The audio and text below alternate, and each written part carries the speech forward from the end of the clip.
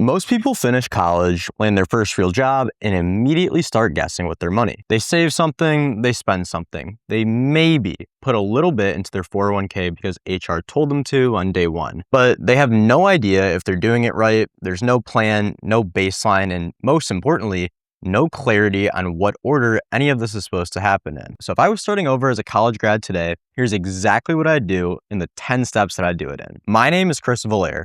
I'm a certified financial planner and founder of Villaire Financial, a financial planning firm that I built specifically to work with young professionals who are making good money, but aren't sure if they're doing the right things with it. So let's get into it. Step 1, you need to get organized. Before you can build anything, you need to know exactly where you stand. We'll start with your net worth. You find this out by listing out your assets. An asset is simply something that you own. And we're going to break this down into 2 categories, your current assets and your non-current assets. Current assets are things you can access right now. Think your checking account, savings account, or any brokerage account. While your non-current assets are things that you own but can't access right away, like your 401k or Roth IRA. Then you'll list out your liabilities, which are simply things that you owe. And it's the same process. We're going to split that into 2 categories, current liabilities and non-current liabilities. Current liabilities are anything due in the next 12 months. So think of a credit card balance. And for non-current liabilities, we'll think of things like student loans, a car loan, or anything else that you're carrying over time. So now that you know exactly what you own and exactly what you owe, you can calculate your net worth by subtracting your total liabilities from your total assets. That number, whatever it is your net worth, and it's your starting point. Now, for the day-to-day side of your finances, cash flow. Most people know their salary, but very few know exactly how much they take home after taxes, deductions, retirement contributions. So let's find out. Pull up your most recent pay stub and find out your net take-home pay. Then go back to the last 60 to 90 days of spending and categorize everything. We'll break it down into fixed expenses like rent, insurance, car payment, things that don't change month to month. Variable expenses are things that do change, like groceries, going out to eat, and gas. So I want you to add those 2 things up and compare your total expenses against your take-home income. You'd be amazed at how many people who are earning good money have no idea how much they're actually spending each month. And that gap is exactly where financial progress is lost. One more quick thing. If you have student loans, add one more task here. I want you to list out every loan, the balance, the interest rate, whether it's federal or private, and the minimum monthly payment. This matters more than you think because federal and private loans have completely different rules, different repayment options, and different strategies. You can't build a debt plan without knowing exactly what you're carrying. So now that you understand your net worth, your cash flow, your loan situation, you have a pretty good picture of where you stand. Take some time to honestly evaluate where you are and what needs to change. Step 2, you gotta set goals. Getting organized tells you where you are and goals tell you where you're actually going. I want you to think about the real questions. Do you want to get out of student loan debt ASAP? When do you want to buy a home? When do you want to retire? How much do you want to be able to spend on travel, experiences, and giving each year? Think about these things and write it down. Put a number and a timeline on each one. So instead of saying things like, oh, I want to save up for a house, I want you to make it very specific. Something like, my goal is to save $50,000 for a house down payment in 2029 by setting aside $15,000 per year over the next 3 years. If your goals are too vague, you're running on hope. That only gets you so far. What you really need is a plan. Now we're getting somewhere. Step 3, build your emergency fund. Before you do anything else with extra cash, you need 3 to 6 months of living expenses sitting in a high-yield savings account. I recommend platforms like SoFi or Ally because both of these platforms let you set up different savings buckets for different goals.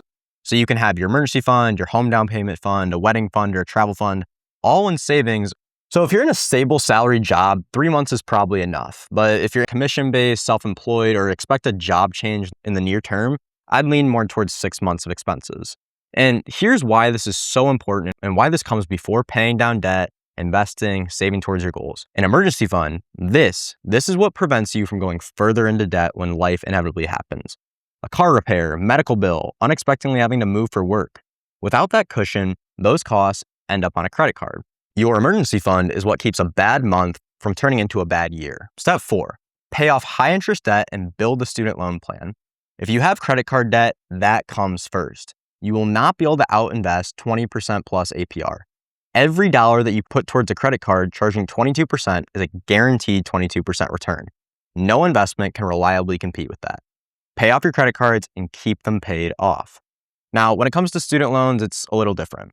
Unlike credit card debt, student loans usually carry lower rates, and federal loans come with options worth understanding before you decide how aggressively to pay them down.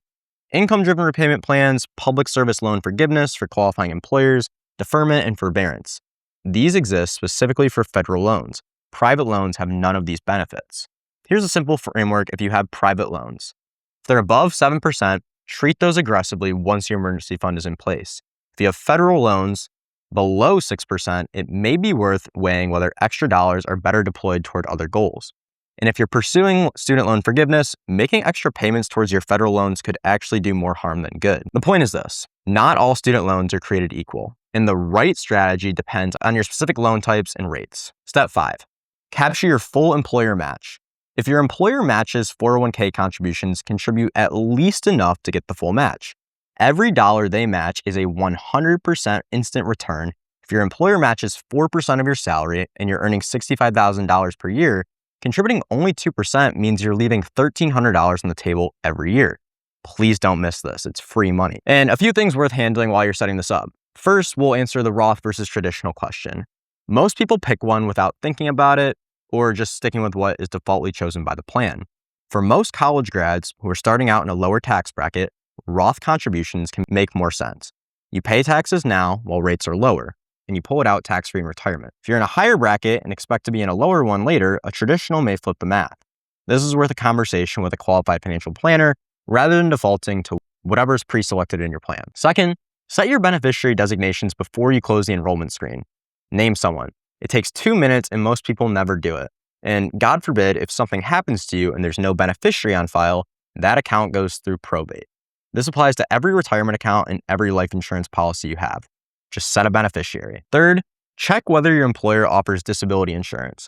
Most companies provide a baseline policy, typically 60% of your income, but it may not be enough. Your ability to earn income is your most valuable financial asset that you have right now, and protecting it is something that's worth looking into. Step 6, fund an HSA if you're eligible. The HSA is one of the most overlooked accounts in personal finance. If you are enrolled in a high-deductible health plan, you're eligible to contribute to a health savings account, and you should be using it. Here's why. The HSA is the only account with a triple tax advantage. Contributions go in pre-tax, the money grows tax-free, and withdrawals for qualified medical expenses come out tax-free. In 2026, you can contribute up to $4,400 for self-only coverage. But here's the part that most people don't know. After age 65, you can withdraw funds from an HSA for any reason, not just medical expenses. At that point, it functions exactly like a traditional IRA, and that makes it one of the most powerful long-term accounts available to you. The mistake people make is treating it like a medical expense account and spending it down every year. Instead, invest the money inside the HSA, let it grow, and pay smaller medical costs out of pocket when you can. If your employer offers an HSA match, capture that before you move on to the Roth IRA. And one caveat that I want to point out with HSAs, you can stay on your parents' health insurance plan until age 26. And if that's something that your parents are okay with, and if that coverage beats what you get on your own high deductible health plan, switching just to become HSA eligible probably isn't worth it. Before you decide, run a full comparison, look at the premiums, deductibles, expected out of cost, and the actual tax savings you get from contributing to an HSA. Sometimes the high deductible health plan wins, sometimes it doesn't. Step 7, open a Roth IRA and actually invest in it. In 2026, you can contribute up to $7,500 per year to a Roth IRA, which breaks down to $625 a month. Set up automated monthly transfers and treat it as a non-negotiable. But 2 things matter here. First, contributing consistently, and second, actually investing the money once it's in the account. And that second part sounds obvious, but I've seen plenty of people open a Roth IRA, transfer money in, and leave it sitting in cash for years without realizing it. The account itself is not the investment, and it does not provide a guaranteed rate of return. It's what you hold your investments inside of. For most people starting out, a simple low-cost index fund, total market fund, or target date fund is the right default option. You don't need to pick individual stocks, especially just getting started. What you need is broad, diversified exposure to the stock market at a low cost. That's it. And here's the number that should motivate you to start now. Contributing $625 per month, starting at 23, earning an average of 8% annually, you're looking at roughly $2.4 million by age 65. Now wait until age 33, just 10 years, same contribution, same rate, and you end up with just over $1 million. A 10-year delay costs you over $1 million for making the exact same monthly contribution. Now, you might not be in the position to start maxing your Roth IRA immediately. But that does not mean that you shouldn't contribute at all. Start small and increase contributions over time. The more Roth dollars you have invested now, the better. Compound growth doesn't reward perfection. It rewards consistency, starting early, and staying in the market. Step 8, automate everything. This is where most people fall apart. They get organized, they set good intentions, and then they rely on willpower to follow through. It doesn't work.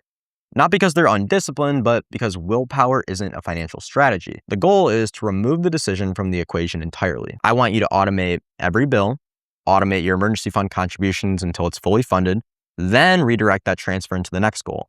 Set up automated monthly contributions to your IRA, set up savings buckets with fixed monthly amounts going in for travel, auto maintenance, gifts, anything that's irregular but predictable. The key idea here is pay yourself first. Every dollar gets a job before you have a chance to spend it. The thing is, your financial goals should not rely on whatever's left at the end of the month. You want to make your goals a priority so your money's working for you, not the other way around. Step 9, set a regular review cadence. Your finances aren't a set it and forget it situation. Life changes, income changes, and your goals change. So here's a cadence that works. Spend 10 to 15 minutes a week to update your expenses and log anything unusual. A full monthly review to check your budget, savings progress, and update any action items that you've been letting sit. Then a formal review every 6 months or whenever a major life event happens where you revisit your goals, take a deep look at your balance sheet and cash flow, and adjust your plan accordingly. When you're reviewing consistently, nothing catches you off guard. You catch problems early. You stay on track without obsessing over your money every single day. And that's the thing with a good financial plan. It should make you think about your money less, not more, because you know that you have a good system and accountability in place. Step 10, work with someone who actually specializes in your situation. Yes, I'm extremely biased here, so please take what I'm saying with a grain of salt. But I'd still make this case to anybody. Your 20s are just as much about avoiding the wrong moves as they are about making the right ones. The financial mistakes that are easiest to make early, wrong account types, missing the employer match, leaving the HSA in cash, no student loan plan, investing in the wrong places in the wrong order, are also the ones that compound into the most expensive problems over time. The longer these problems go unaddressed, the more expensive they become to fix. And that's exactly why I would recommend early on working with a fiduciary, fee-only financial planner who specializes in working with people at your exact same stage of life. Not your parents' financial advisor, not a commission-based salesperson, not somebody who's selling you whole life insurance in your 20s, somebody who understands where you are, where you want to go, and helps you build a plan that you can feel confident in. This is exactly what I built Villaire Financial for. I believe that money is a tool and we should steward it well. My goal isn't just to grow numbers on a screen so your account balances are larger when you die. It's to help you build a financial life that gives you actual freedom to travel now, invest well in the future, and stop second guessing whether you're making the right calls. If you're a young professional looking for a fee-only fiduciary financial advisor who works specifically with the people at your stage of life, head to VillaireFinancial.com and book a free intro call. I'd love to talk. Just an important disclosure, this video is for educational, informational purposes only. Nothing in this video should be interpreted as personalized financial, tax, or legal advice. If you enjoyed today's video, please like, comment, and subscribe. I post new videos every Friday covering relevant financial topics for young professionals. Thanks so much.